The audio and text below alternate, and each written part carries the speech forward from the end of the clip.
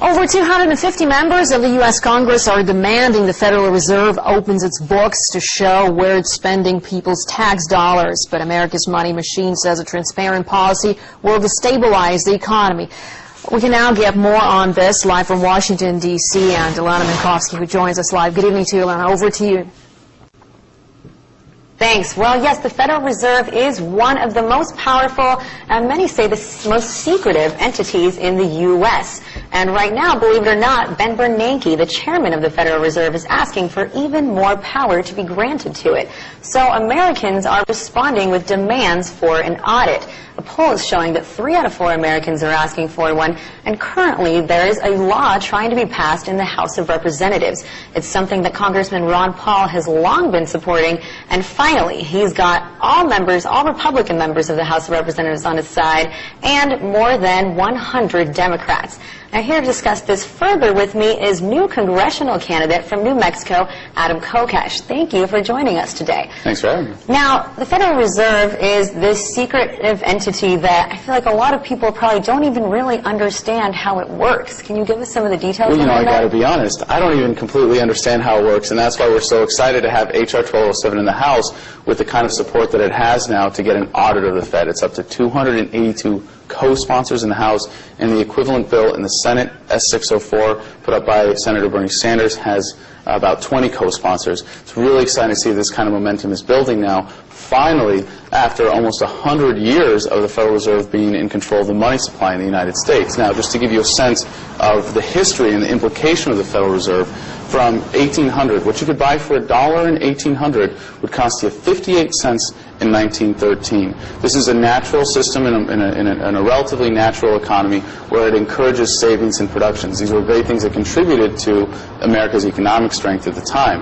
In 1913, with the passage of the Federal Reserve Act and the institution of the Federal Reserve System, we got away from that, and the Federal Reserve was promised to stabilize the value of the dollar. How does it do that? I mean, well, who it doesn't. This is the thing. How is it regulated? It's done the opposite. It has taken the value of a dollar and lost 95% of it.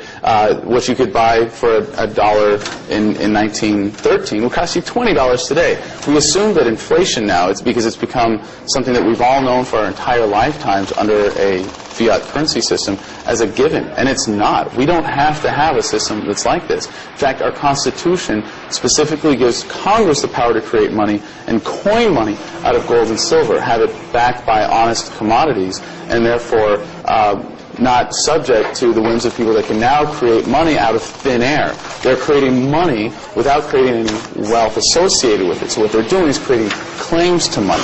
And what they're doing is creating ways that they can create power for themselves, power for the people around them, and that power is the ability to manipulate goods and services in the economy. So what will an audit really do? How can it fix it? Well, we know by the way that the Federal Reserve is resisting this audit that they're really hiding a lot. And there's a lot of money that has been authorized recently by Congress to the Federal Reserve that we really just have no accountability for. And for those of us who have studied this issue and are looking into it, there's nothing that we're going to be surprised really to see by getting the numbers on the paper, when we get this audit. And it's going to be the General Accounting Office of the Congress, who is an independent organization to be able to audit the Fed and see where all this money is going. But the Federal Reserve has taken on the power to create money that's supposed to be vested in the Congress and is giving it to foreign banks, which is essentially making treaties a power that's supposed to be invested in the executive under the Constitution. So totally unconstitutional. But really the point for me, the thing that makes me so excited, that's got me so passionate about this, is why I'm driven now to the point where I'm ready to run for office, primarily on this issue. I mean, many others, but with 1207, what we're going to be doing is raising the issue in such a way that we're going to pull the curtain back for the American people and force them to see what our currency system is really all about. And when people realize that we have granted this incredible power, to an organization that has no accountability, that is just another government scheme to steal from the poor, to give to the rich, because, as Bernanke himself admitted several months ago, inflation is a tax. Every time they print more money in Washington, the value of the dollars in every American's pocket lose value. But so how do they stop them from printing more and more money? An audit won't really do this. As you said, it's just going to pull back the curtain. Exactly. But then what's the next step? Well, the next step after the audit is for the American people to demand a honest currency system, to return to the Constitution, so that it's the Congress that has the power to coin money. But then we're going to have essentially free market money, where people are able to create a medium of exchange for themselves. Now, this is really abstract, so you got to step back for a second and think, what is money? Money is nothing more than a medium of exchange, right? You know, gold and silver have historically served us very well because of the inherent properties of these metals, that they have a lot of value, they're compact, they're easy to make into different shapes and sizes, that serve as mediums of exchange whenever we need them, right? What we've done with the fiat currency system is basically given the government the monopoly, well, through the Federal Reserve, a monopoly on this particular niche product of a medium of exchange. And the only way it was possible, and when I look back at American history, I find it mind-boggling to think that we allowed gold to be confiscated in this country, that there was a time during the Depression that it was illegal to own over a certain amount of gold, and the government came and confiscated it.